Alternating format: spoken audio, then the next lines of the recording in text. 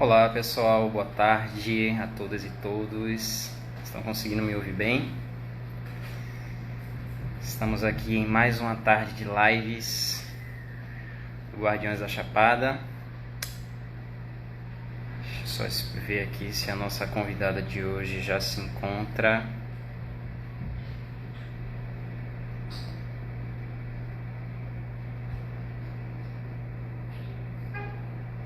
Ainda não. Só mais um tempinho aqui para que ela entrou, acabou de entrar.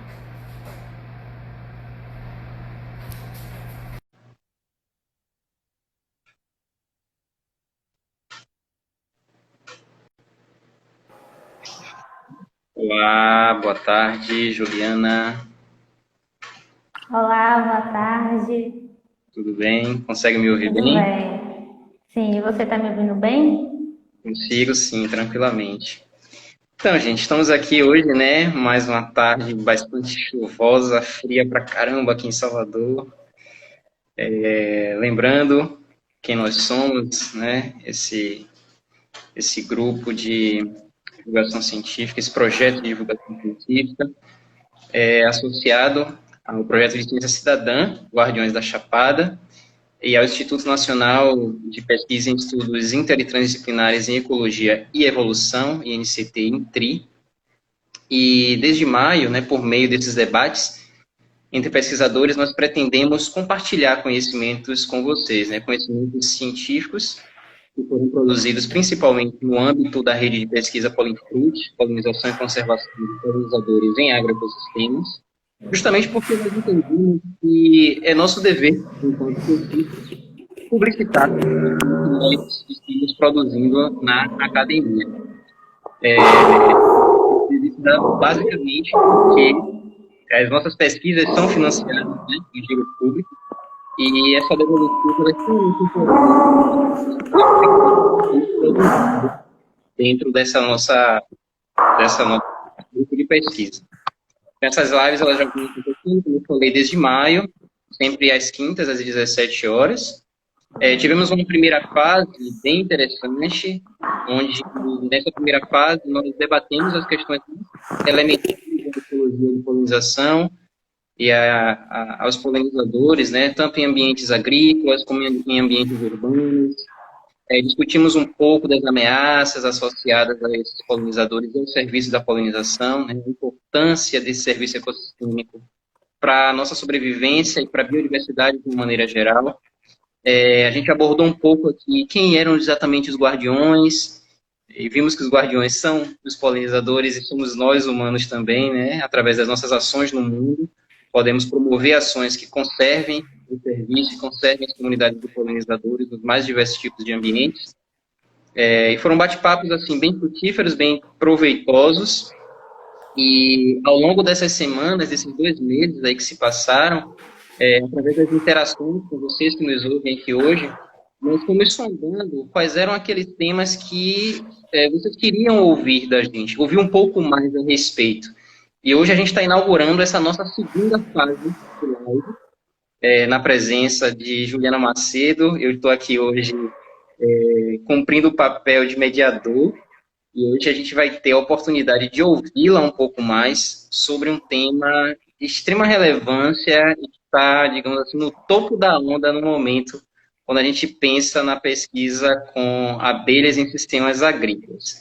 A gente vem falando aqui desde o princípio, isso apareceu em mais de uma live, que as abelhas elas são ditas polinizadores por excelência, né? Em função das suas características morfoanatômicas e comportamentais. O fato de ter o corpo recoberto de pelos, o fato de terem uma dependência do pólen do néctar durante todas as etapas do seu ciclo de vida, desde a fase larval até a fase adulta, torna as abelhas os chamados polinizadores por excelência, já que elas precisam ir na flor coletar o grão de pólen, precisam ir na flor coletar o néctar para poder se alimentar e alimentar a cria. Então, o papel das abelhas na polinização já ficou muito claro aqui ao longo das nossas lives. E hoje a gente vem trazer um tema que ele, a priori, causa uma certa estranheza, porque a gente vai colocar hoje as abelhas num outro lugar. um outro posicionamento que está relacionado com outro serviço, que Juliana vai explicar mais um pouco para vocês.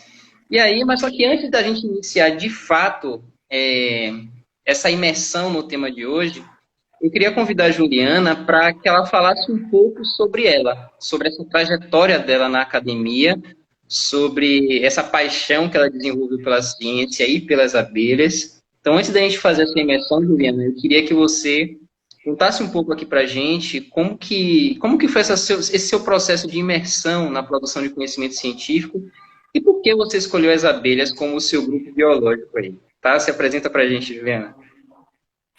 Olá, pessoal. Boa tarde. Eu agradeço a presença de todos na live. Como já se falou, eu sou Juliana. Eu sou bióloga, sou licenciada em Ciências Biológicas pela Universidade Federal da Bahia. Eu sou mestre em Ecologia e atualmente eu faço doutorado, sustento doutorado num programa de Ecologia, Aplicação e Valores da Universidade Federal da Bahia. Eu sou colaboradora de pesquisa do Laboratório de Biologia e Ecologia da Polinização, o LABEA, né? E sou orientada pela professora Blandina. Então, eu entrei na faculdade em 2010, né? Eu iniciei a graduação. Então, em 2011, eu comecei a estagiar no Laboratório de Ecologia da Polinização, sob orientação do professor Mauro Ramalho, também na Universidade Federal da Bahia.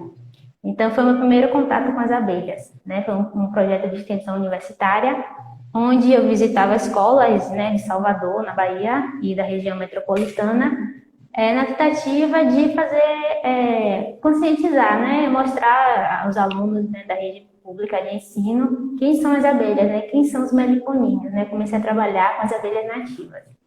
Então, para mim foi uma surpresa, porque eu acho que como todo mundo pensa, né, que as abelhas só se resumem apenas a apis, que é aquela abelha africana, né, abelha africanizada, e eu descobri, né, que, na verdade, existe toda uma diversidade desses pequenos organismos de abelhas. Então, foi o meu primeiro contato também com as abelhas sem ferrão, e desde então eu não estudei outra coisa, né? Eu entrei no laboratório de ecologia da polinização, iniciei o trabalho com abelha, fiquei 4 anos, né? Durante toda a minha graduação, a licenciatura. Depois eu iniciei o bacharelado, foi quando eu comecei a estagiar com a professora Blandina, também durante a graduação, a segunda graduação, né? O bacharel, como iniciação científica. Foi quando eu finalmente comecei a trabalhar com o que a gente chama hoje de entomovetor, né? Com a utilização de abelhas como vetores de controle biológico. Então, isso aconteceu em 2016, a gente já está em 2020, né? Então, desde 2011 para cá já são 9 anos trabalhando com esses organismos. Então, meu primeiro contato eu trabalhava mais com questões referentes à biologia, ecologia comportamental das abelhas, principalmente em função à variação na estrutura do hábitat, quando, né, eu iniciei. E hoje eu trabalho com o entomovetor. Bacana, Juliana, obrigado. É curioso que quando a gente ouve esse termo, pelo menos em português, entomovetor, ele não é tão claro quando a gente ouve o termo isolado fora de um contexto, ele não fica tão claro para a gente qual o real significado.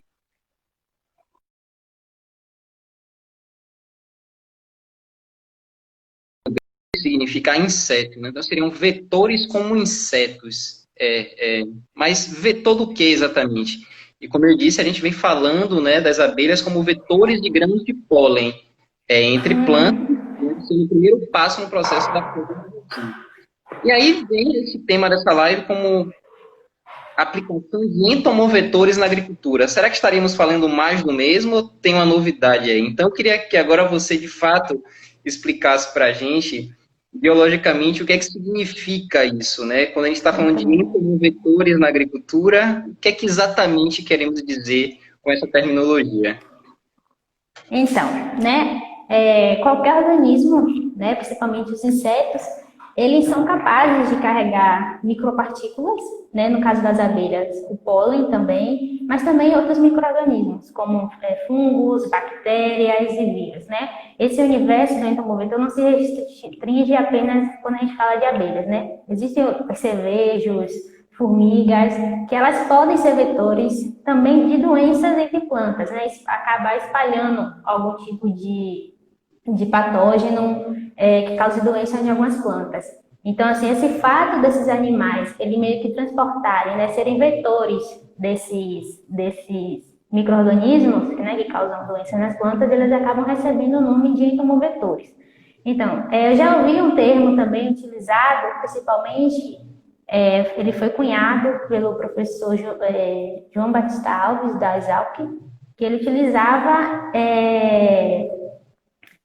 predadores de pequenos insetos para poder funcionar como vetor, levar um fungo para esse inseto levar o fungo para um terceiro inseto, como se fosse uma cadeia. Então, assim, quando a gente pensa em como vetor, a gente não se resume só às abelhas, mas existe por trás já meio que uma história bem contada. O termo entomovetor, que a gente tem cunhado no Brasil, ele acaba se tornando assim, um termo mais meio que genérico, né? Principalmente quando a gente pensa nessa tecnologia. Então, assim, acho que por enquanto é um termo que a gente vem utilizando pela novidade na abordagem, né? E assim, é uma coisa que precisa ser discutida, principalmente entre nós pesquisadores que estamos conduzindo essa pesquisa no Brasil. Então, em português a gente chama de entomovetor, mas em inglês existem vários nomes, né? Você tem o entomovectoring, o apivectoring, fly doctors, que na verdade é como se fossem doutores voadores, né? Que são abelhas que levam, ao invés de levar o patógeno, eles levam um agente, assim, digamos, de cura, né? Para poder sanar doenças ou pragas em determinadas culturas. A gente tem também o Beam Vector Technology, eu acho que é isso. Então, assim, a gente tem uma variedade mais de termos em inglês do que em português, exatamente pela novidade da técnica. Entendi. Então, é um termo bastante amplo e que talvez, né, com o andamento das pesquisas, a gente até consiga encontrar uma terminologia que seja mais adequada. Pelo menos em português. Pelo menos em português. Bem, então, pensando especificamente no que você vem fazendo, né, essa terminologia de entomovetor se aplica ao que exatamente? Fazendo um recorte com o que você tem se debruçado, com o que você se debruçou no seu mestrado, com o que você vem fazendo agora no seu doutorado, o termo entomovetor, dentro desse contexto de seu trabalho, ele se refere ao que exatamente? Conta aí pra gente. Então, dentro desse contexto, né, da agricultura, o termo entomovetor que a gente vem servindo, principalmente nas minhas pesquisas, se refere ao uso de abelhas, né, aquelas abelhas que vão nas plantas para poder buscar o néctar, como agentes, como vetores de agentes de controle biológico. O que são esses agentes de controle biológico? São micro-organismos que são normalmente utilizados para poder combater, né, pragas e doenças em cultivos agrícolas. Quando a abelha ela deixa a colônia, ela voa até a flor e acaba levando esse agente para as flores e plantas. Mas assim, é uma coisa intencional, né?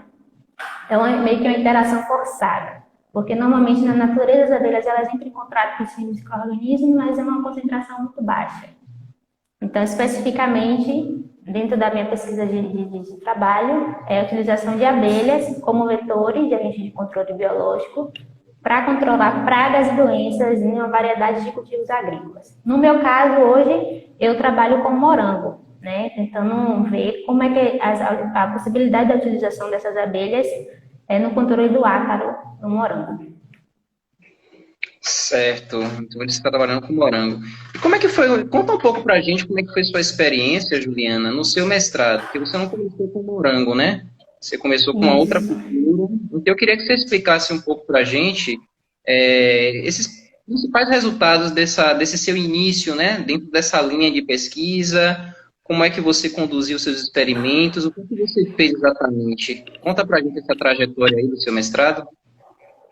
Então, desde a iniciação científica, eu já comecei a trabalhar com o entomovetor com foco no café, né? Mas como a iniciação científica, ela acontece num prazo muito curto, né? No período de um ano, a gente não teve muitos resultados satisfatórios, né? Tivemos quase nada de resultado. Foi então que eu resolvi, né, continuar com a pesquisa, só que com foco no controle da broca do café. A broca do café, ela é um inseto, né, bem pequenininho, que ela perfura o fruto do café e acaba se alimentando da semente. E a semente, né, no café é o principal, é o carro-chefe, né, quando a gente, é o principal insumo, né, que a gente utiliza no café, que a gente consome. Então, a minha tentativa foi de exatamente saber, né, se essa tecnologia, né, a utilização utilizava a abelha Apis mellifera, ela era capaz de dispersar um fungo, que era o Beauveria baciana, que é um fungo entomopatogênico. Né? Quando a gente pensa em fungo entomopatogênico, a gente está se referindo a um fungo que tem como hospedeiro o inseto, né? Qualquer inseto, e a abelha também é um inseto. Então, assim, a gente começou a trabalhar, né, com a utilização desse fungo, só que a gente tentou analisar isso de uma perspectiva teórica, né? Como é que funcionaria essa técnica? Foi então que uma parte, né, da minha dissertação, ela foi meio que um modelo teórico, tentando abordar de como é que essa tecnologia funcionaria no café, qual seria o vetor, né, a abelha que poderia ser utilizado, o tipo de fungo, como é que seria a interação entre a praga, o fungo e a abelha. Já o segundo capítulo, né, antes de iniciar os testes de campo em si, por se tratar de um fungo que ataca inseto, né, o Beauveria baciana, e a abelha é um inseto, a gente teve que fazer alguns testes de campo para poder saber se a utilização desse fungo, né, dentro da colmeia, porque de certa forma eu vou explicar mais para frente como é que essa tecnologia funciona, o fungo, ele fica meio que dentro da colmeia, então existe uma relação íntima entre as abelhas e esse fungo. Esse fungo ele pode causar, sim, qualquer efeito deletério, né, porque ele tem inseto como hospedeiro sobre as abelhas, e a gente queria saber se de fato havia um efeito, né, em qual concentração a gente poderia ver qualquer efeito, né, qual seria a concentração segura, digamos assim, para poder ser utilizada nos testes de campo. Então a gente realizou o experimento e se falar assim, que a gente tem que utilizar uma concentração que seja inofensiva para a abelha, mas que seja bastante ofensiva, né? Com alta patogenicidade, virulência para a broca. Então, a gente testou concentrações intermediárias e altas, né? E a gente observou que não existia nenhum efeito deletério. A gente observou se havia uma mortalidade geral da colônia, a gente observou o efeito sobre as crias, né, na mortalidade de cria. Então, não foi observada nenhum efeito.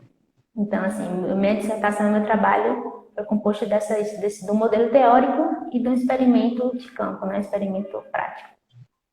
Bacana, Juliana. Você falando aí agora me remeteu a um trabalho que nós desenvolvemos na Macieira, que tinha uma tecnologia onde a gente precisava colocar na entrada das colmeias, também usando o Apis mellifera, os coletores de pólen. Qual que era a ideia básica, né? Quando a abelha passasse, o pólen era removido dessa curbícula, né, daquela dilataçãozinha do terceiro par de pernas, e com isso, quando ela chegasse dentro da colmeia e não tivesse esse pólen para depositar, ela voltaria para pegar mais pólen. Então, a expectativa teórica nossa era justamente que esse fluxo, esse movimento das abelhas aumentasse dentro do pomar da macieira e, portanto, o fluxo polínico também aumentasse. Uma preocupação muito grande nossa na utilização dessa tecnologia, que já é utilizada em outras partes do mundo, era justamente que afetasse o comportamento das abelhas e a gente acabasse chegando num resultado não esperado, né? Mas acabou que a gente teve um resultado interessante com isso.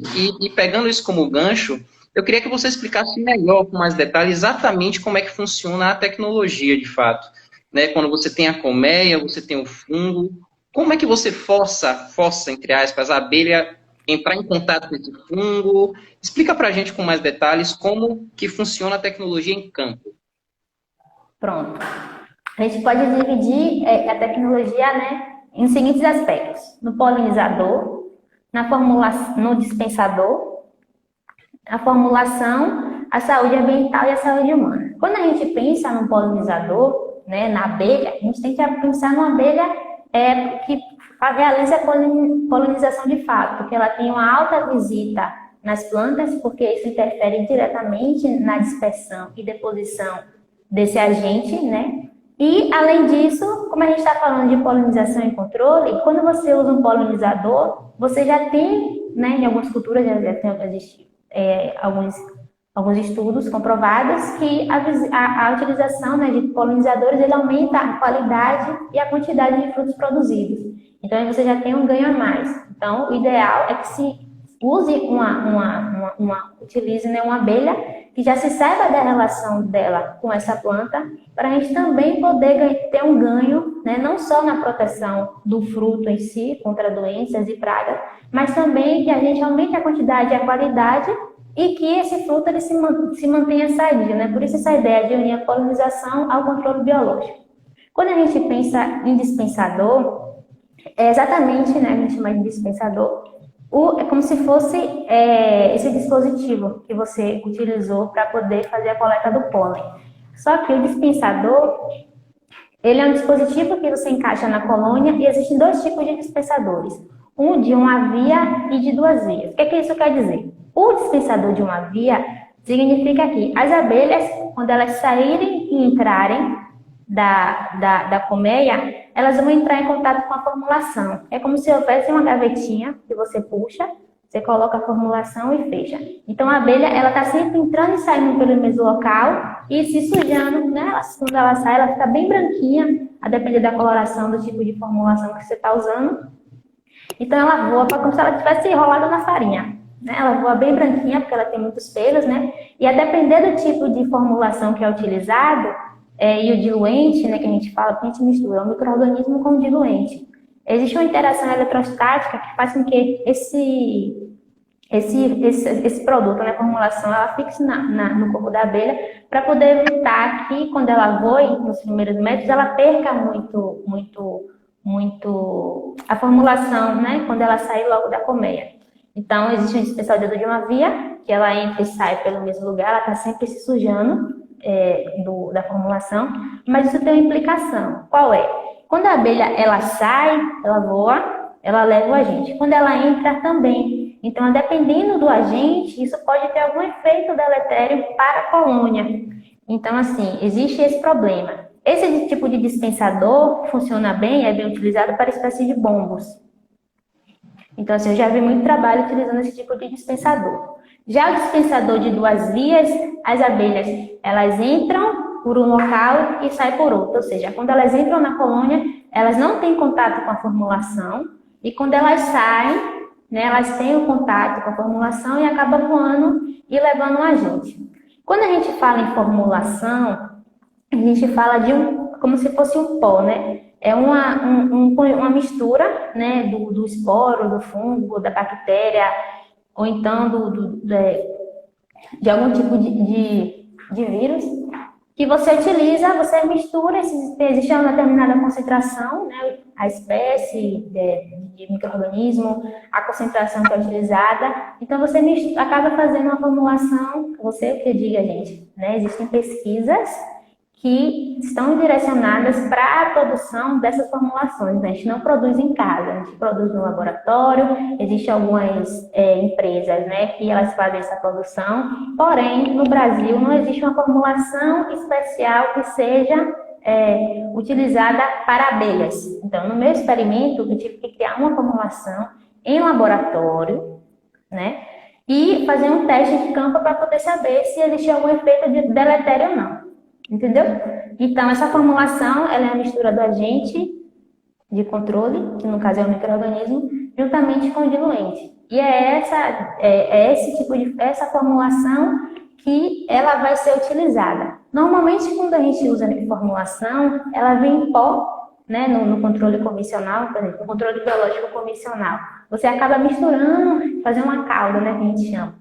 Fazendo uma mistura dessa substância, desse pó, com água, né, algum tipo de diluente líquido, coloca o surfactante para poder proteger, né, o esporo do fungo, a bactéria, e acaba fazendo a aplicação manual, né, ou através do uso do spray, né, aquele da bombinha, que a gente sai bombeando, ou então em larga escala, com trator, com avião, enfim. Outro aspecto importante, né, é a segurança ambiental. né? Geralmente essas formulações, quando elas são produzidas, elas são utilizadas, são formulações a uma concentração e o tipo de isolado, né? Quando a gente chama de isolado fúngico, é como se assim, você tem um fungo que tem a mesma espécie, mas é como se fosse quando a gente remetesse a um tipo de etnia, né? Todo mundo vive, mas cada ilha tem uma etnia diferente. O isolado é a mesma coisa. Você tem fungos que têm da mesma espécie, só que você tem um isolado que é mais, que ele causa maior doença, ele causa menos doença. Existem algumas diferenças, né, entre esses fungos da mesma espécie. Então a gente chama de isolado, né? Existem essas diferenças, então cada um é classificado a espécie tal, mas é esse tipo de isolado. Então, assim, você tem que usar um fungo, né, o isolado fúngico, o tipo de bactéria, a cepa bacteriana, que já tenha a sua que já a sua eficácia e a sua segurança para o meio ambiente e para outros animais seja comprovada, né? Geralmente, quando as grandes companhias que produzem esse tipo de formulação, eles realizam uma série de testes para poder exatamente não ter a fuga, né? Em vez de matar a praga que você quer, você acaba atingindo outras espécies de organismos. Então, a garantir a segurança alimentar e também a saúde, ou a segurança do meio ambiente e também a saúde humana. Porque nós estamos do outro lado, somos nós quem consumimos, né, o produto. E uma vantagem de utilizar o controle biológico nos agentes é que não existe o resíduo, né? Então, assim, sabe a interação parasita, né, hospedeiro. Você tem uma queda no número de hospedeiros, geralmente você tem uma queda também no número de parasitas. Então, assim, quando você resolve o problema da praga, consequentemente, você tem uma redução da disponibilidade, né, desses organismos no meio ambiente. E também o valor residual é bem pouco. Excelente. É basicamente desse jeito. Bacana. Só aqui para a gente aproveitar e responder uma pergunta do Davi Ramos, ele fala assim, essa prática já tem sido incorporada no manejo para alguma cultura aqui no Brasil? Então, nós fizemos alguns testes iniciais no café, né, só para saber exatamente a que distância, mais ou menos, as abelhas dispersavam. Só que, assim, o experimento, a gente não conseguiu ver muitos resultados, porque quando a gente trabalha na Chapada Diamantina, é um ambiente que chove bastante, né? Então, o experimento acabou tivendo uma quantidade muito baixa de esporos, exatamente pela coincidência de a gente realizar experimentos exatamente na época chuvosa. Mas a gente conseguiu ver acho que foi 200 quilômetros, ou 200 metros, desculpa, 200 metros da colônia, a gente ainda conseguiu encontrar um valor residual de fungos nas flores e nas folhas. Mas foi uma concentração bem baixa. A gente atribuiu exatamente esse efeito às condições climáticas. O professor Breno Freitas, da Universidade do Ceará, ele também iniciou alguns estudos, né, na canola, mas eu acho que a complexidade, né, tanto minha, do experimento, então assim, eu tive dificuldade, eu acho que ele houve algumas dificuldades também, e os experimentos acabaram não indo para frente, né, a gente não tem assim resultados satisfatórios para poder mostrar e falar que de fato a tecnologia funciona. Eu espero, né, conseguir isso durante o doutorado, porque você tem um prazo maior para poder realizar os experimentos, porque é um trabalho que é muito grande, né? Eu tentei iniciar no mestrado, e apesar de serem 2 anos, a gente sabe que a gente passa um ano fazendo disciplina e outro ano em campo. Então, assim, é um processo bem laboroso e que demanda maior tempo. Então, não, a gente ainda não tem resultados satisfatórios para a cultura no Brasil, mas no doutorado, a gente, aí agora, né, quando passar essa pandemia, a gente pretende iniciar os testes de campo com morango. Certo. Bacana, Ju. Tem mais 2 perguntas aqui, mas antes de ler as 2 perguntas, você foi falando, né, e cada cuidado que você ia mencionando no uso dessa tecnologia me remeteu à pesquisa de base, né? Então parece que a gente está nesse processo de entender ainda cada um desses elementos dessa engrenagem para de Da fato interação, né? uma tecnologia segura. E aí, como você falou que inclusive nos seus experimentos você não encontrou uma formulação pronta, você teve que criar a sua formulação, aí eu fiquei pensando como é que essa tecnologia ela vem sendo utilizada em outras partes do mundo, porque você já deixou claro, né, do Brasil aqui, Uhum. industriais, você agora está partindo para o morango. Mas como ela já tem algo mais consolidado em outras partes do mundo, eu queria que você falasse um pouco, né? Quais são as abelhas que têm sido utilizadas, os principais fungos, as principais culturas, onde a gente já tem essas evidências científicas da eficiência do uso dessa tecnologia. Você poderia falar um pouco disso para a gente?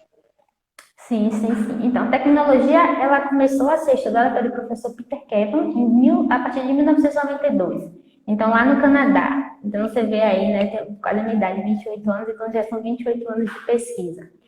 Nesse contexto todo, no Canadá existe uma empresa chamada de Beam Vector Technology, a qual essa tecnologia ela já está bem estabelecida, inclusive eles utilizam muito as espécies de bombos, né, principalmente a bombos infáteis e a terrestres, essas duas espécies. Então eles acabam comercializando a colmeia e também a formulação, né? Eu tive a oportunidade de fazer uma especialização na Sérvia, exatamente sobre o etomovetor. Então lá a gente pode ver também que é uma empresa chamada Biobest, que também já produz, né, em larga escala já utiliza, né, em larga escala o uso do entomovetor. A gente tem também outros países como na ai meu Deus, esqueci o nome. A Universidade de Gwent, esqueci. Enfim, você tem na Finlândia, você tem no Canadá, você tem na Sérvia, na maioria dos países europeus, né, e nos Balcãs. Mas assim, por exemplo, eu tenho uma colega que ela trabalha em Senegal.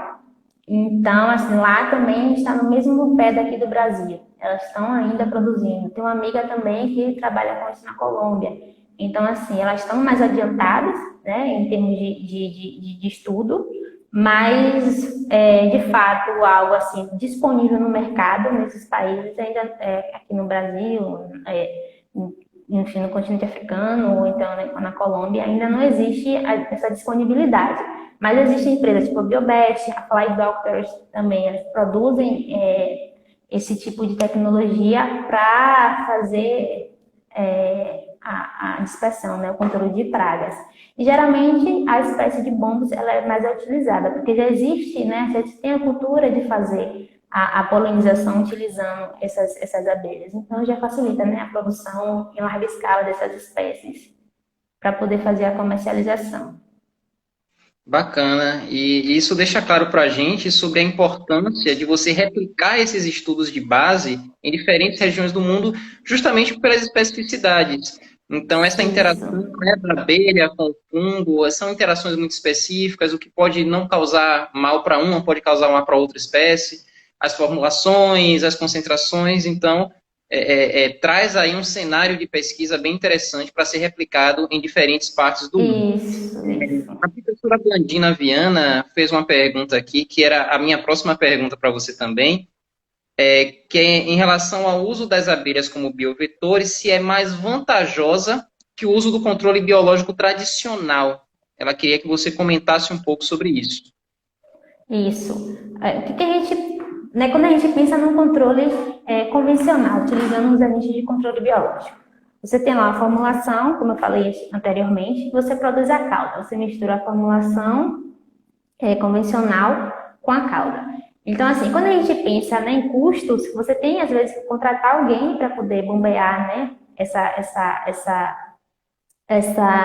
cauda na cultura. Você tem a utilização de tratores que acabam compactando o solo, você tem o gasto de água, a emissão de gases, né, porque o trator é a base de combustível, o avião também. Então, assim, são custos, né, ambientais que a gente acaba não pensando. Mas, além desses custos, né, monetários, o que a gente tem um aumento da produção de frutos, né, como eu já falei também. Então, quando você pensa na utilização de abelhas como vetores, você dispensa todos esses custos associados à dispersão em si, convencional, mas também você tem um ganho a mais, que você tem a questão da união da polinização com o controle. Ou seja, quando você utiliza a abelha, no cenário que em inglês a gente chama de win-win, né? Ganha-ganha. Você ganha com a polinização, né, e o aumento na qualidade e quantidade dos frutos. Isso implica diretamente no rendimento agrícola, mas também na saúde dos frutos. Ou seja, você tem um aumento dos frutos, da qualidade, e essa qualidade é mantida até a hora da colheita. Né? Então, assim, você tem uma redução da incidência de pragas e doenças e uma maior produção, né, devido à qualidade e quantidade de frutos produzidos.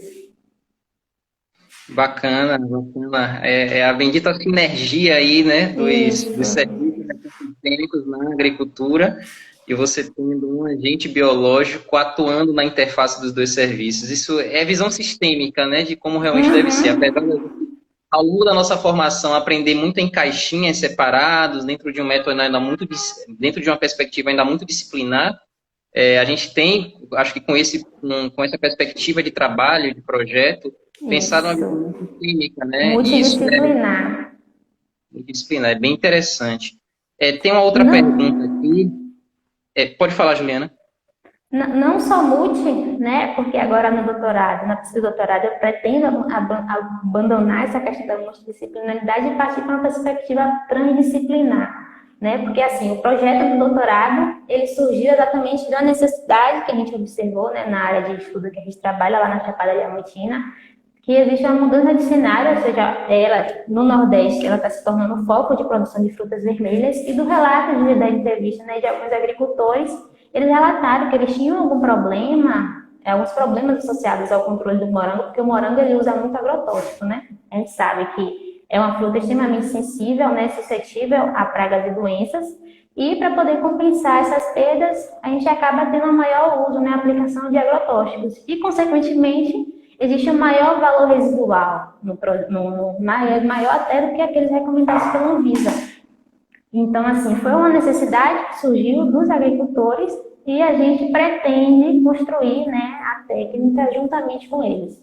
Então, assim, vai ser uma pesquisa participativa, né? Que além da pesquisa em si, que a gente normalmente faz na academia, a gente vai tentar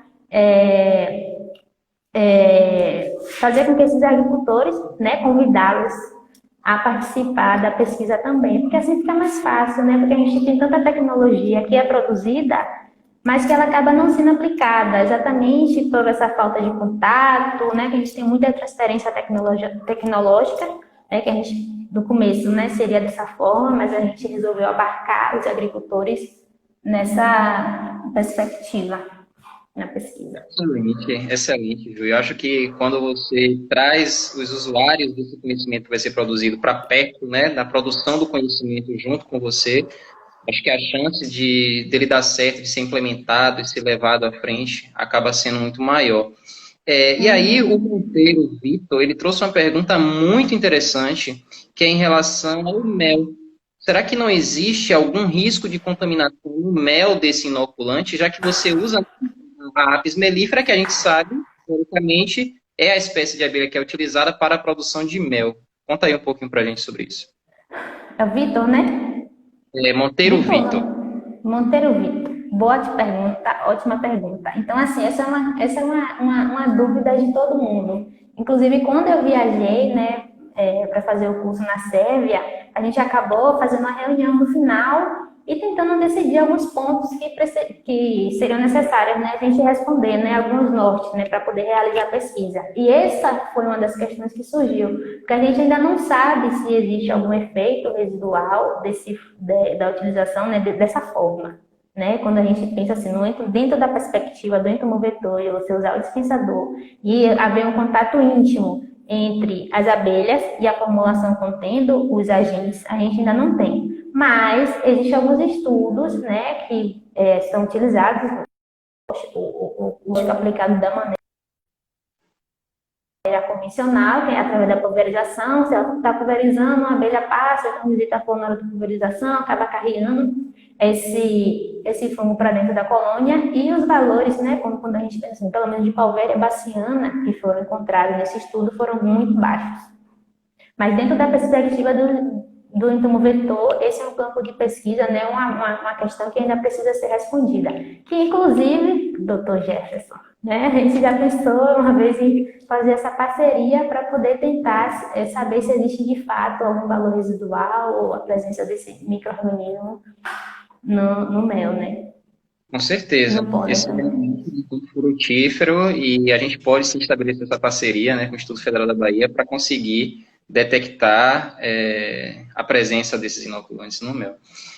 Juliana, eu estou muito interessado em uma coisa. Você falou aí em relação a tudo que você tem que movimentar para mexer, para produzir esse experimento, para realizar o experimento. Eu queria que você falasse um pouco para a gente, do ponto de vista mercadológico, como é que hoje essa tecnologia tem se inserido no mercado? Acho que essa perspectiva é interessante da gente discutir aqui um pouco também. Queria que você falasse um pouco para a gente sobre isso, por favor.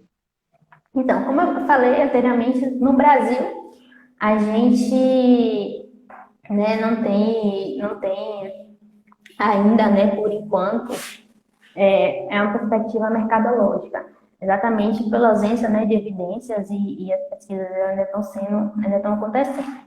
Mas em outros países já existem empresas já bem consolidadas no mercado e a utilização tem crescido bastante, né? Mais uma vez, eu vou dar exemplo da Sérvia.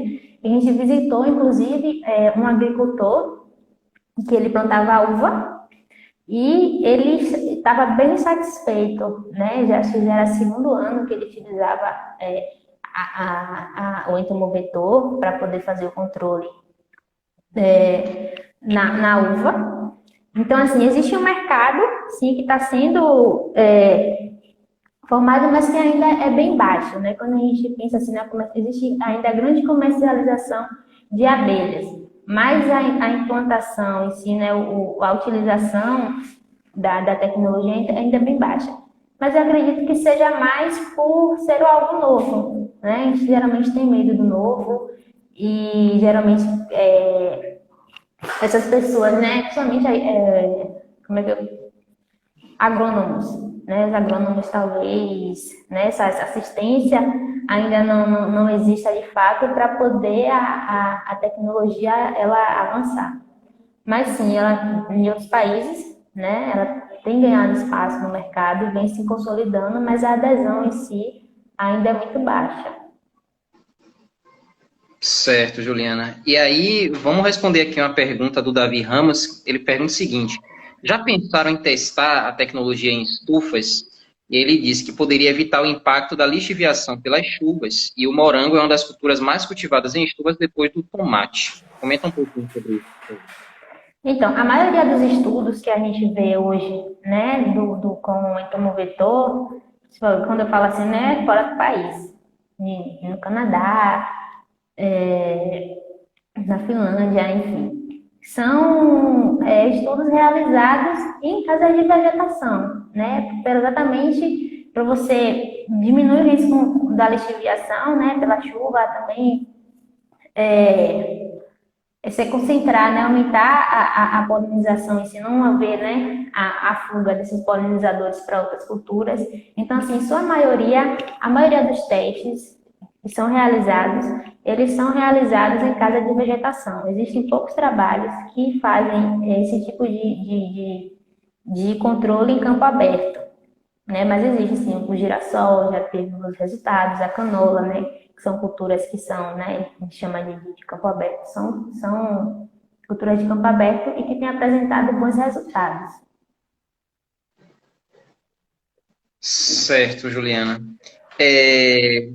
Só pensando assim agora de uma maneira mais direta, a gente fala de manejo integrado de pragas desde a década de 60, que esse termo foi cunhado na agronomia, né?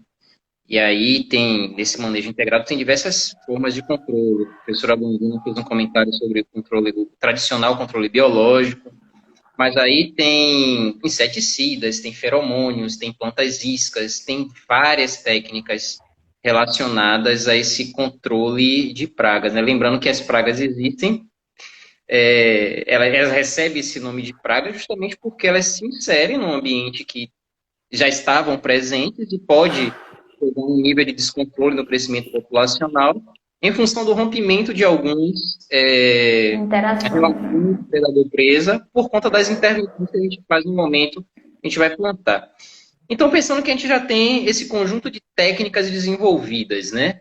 Aí eu queria te perguntar, se você tivesse que defender o controle biológico utilizando, né, essa tecnologia, comparando com todas as outras, o que é que você traria como principal defesa? Por que a gente, de fato, precisa investir nisso e apostar nessa tecnologia? O principal é exatamente assim, se eu fosse vender, eu falar, olha, amigo, aqui você quando a gente pensa no introduto, a gente não está pensando só em controle, né? Então, até porque assim, deixa eu reformular minha resposta. A gente tem uma variedade de cultivos, né? Mas o entomovetor, ele funciona, né, para alguns cultivos específicos, né? Pelo menos os resultados que têm sido apresentados até agora. Mas assim, quando você pensa no entomovetor, né, você tem a redução de custo, né?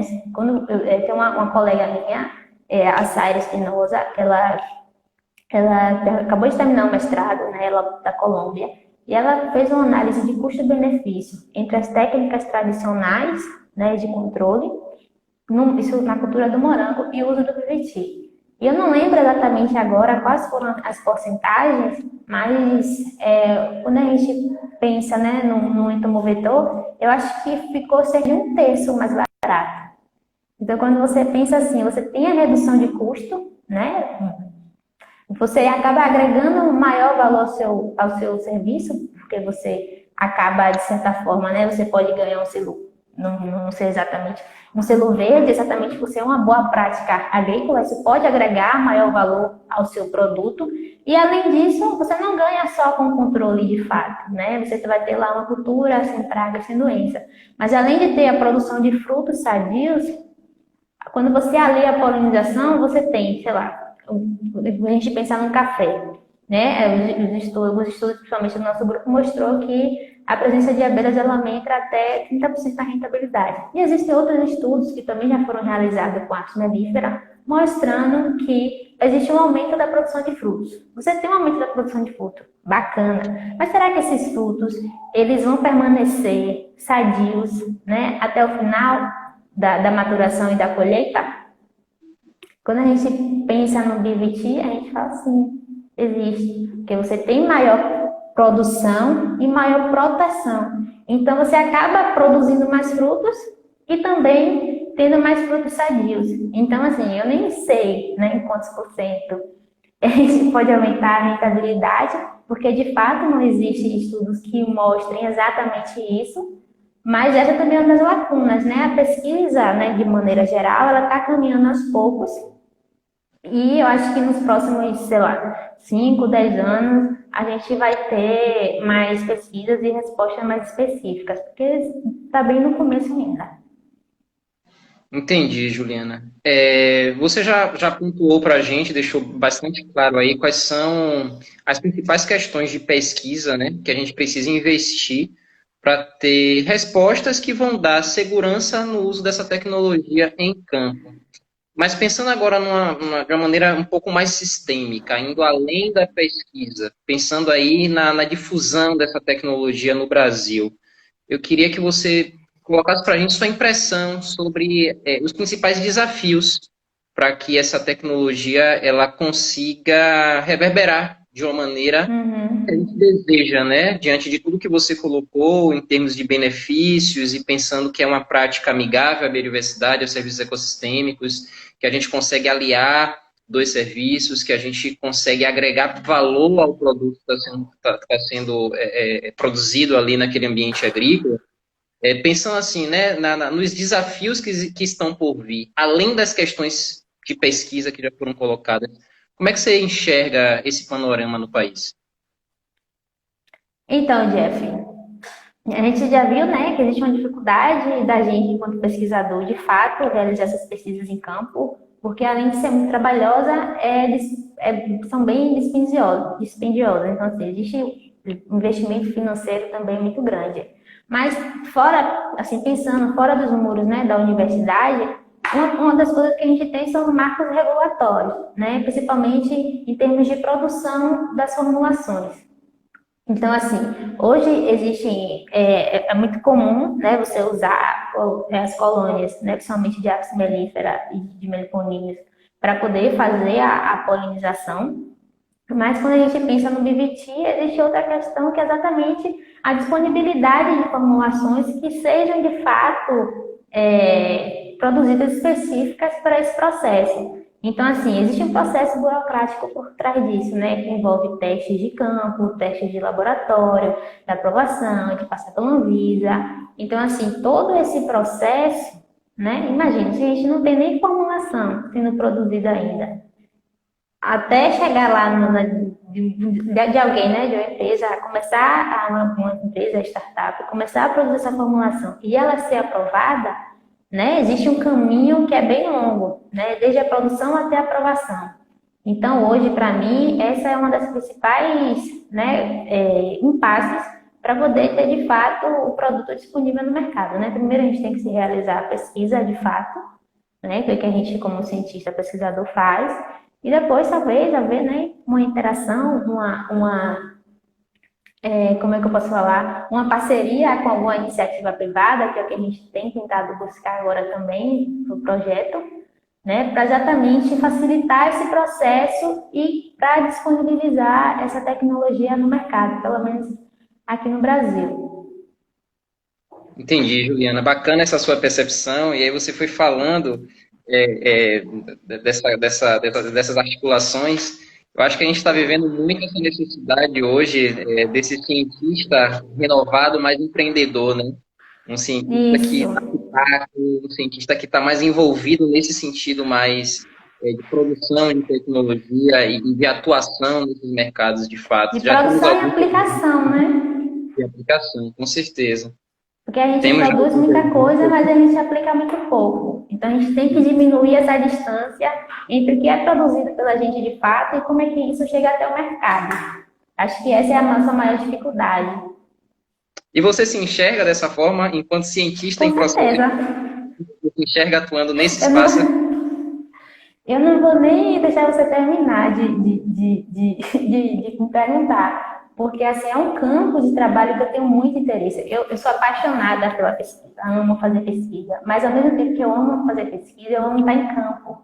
Então, assim, é muito bom, né? Eu acho que o que fez diferença, acho que o que fez diferença de eu continuar na pesquisa, né, depois que eu terminei a minha primeira graduação e voltar de novo para a universidade para fazer mestrado e doutorado, foi exatamente por ter conhecido esse projeto, por ter visto uma aplicabilidade muito grande, eu digo aplicabilidade assim, do ponto de vista do agricultor utilizar, do retorno para a sociedade, do retorno para o agricultor, do retorno para a gente que está produzindo, que é algo que é necessário e é extremamente aplicável.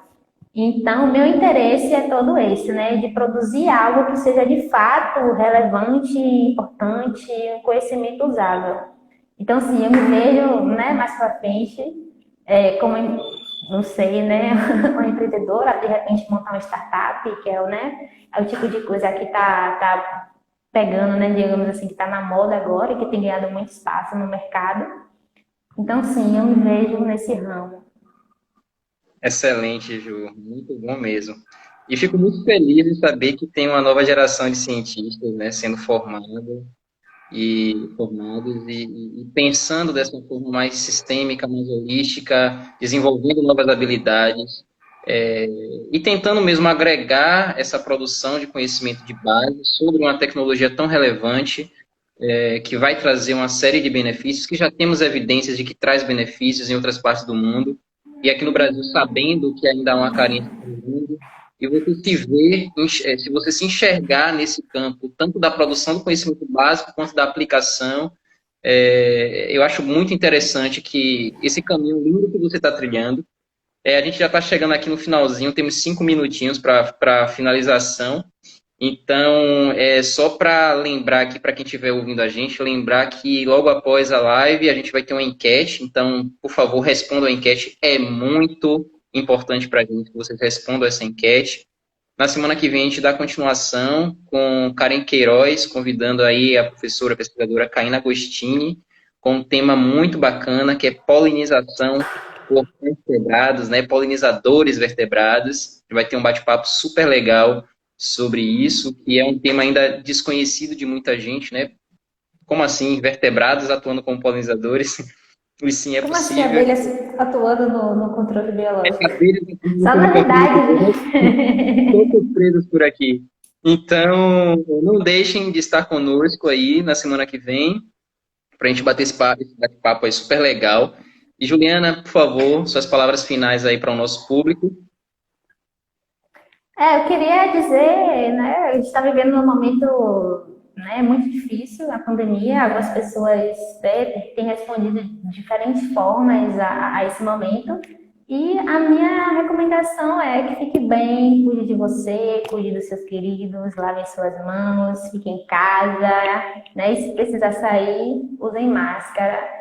E vamos seguindo firmes e fortes, que daqui a pouco a gente está aí voltando para a universidade, voltando para o campo, que eu acho que eu sinto mais falta de estar no campo, estar conversando com os agricultores. E Temos é muito isso. trabalho pela frente aí, né? Muito trabalho pela Exatamente. frente, nossos trabalhos de campo estão parados agora, mas esse momento aqui que a gente tem com vocês é muito especial para a gente, de Uhum. comunicar um pouco daquilo que a gente vem se envolvendo, daquilo que a gente fez historicamente, do que a gente vem fazendo agora.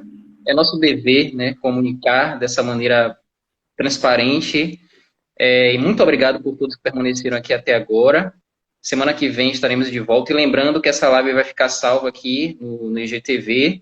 Então, recomendem para as pessoas, mostrem para os seus amigos, suas amigas. Curtam, compartilhem, Curtam, salvem, compartilhem, salvem, enviem via tragam mais direct. seguidores da Chapada. E é isso, gente. Ficamos por E seja aqui. guardião. Seja um guardião. Muito obrigado a todos e todas. E até breve. Tchau, tchau.